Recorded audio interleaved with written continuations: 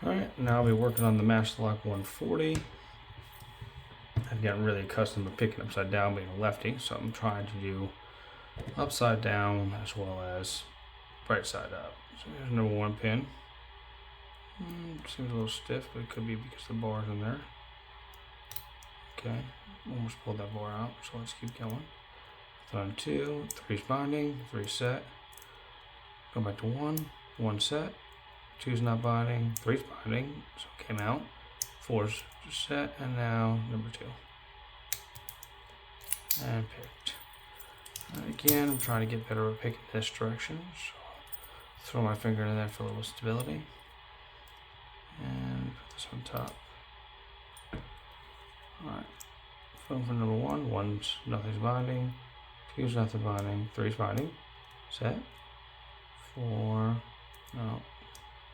Nothing on 1. 2. 2 set. I think I'm catching the warning. Let's try this again. There's 3.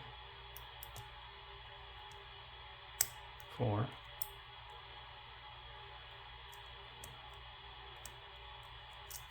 You can see this direction is definitely harder for me. Okay. 1 set. Nothing on 2, 3, 4, and back to 2. Okay.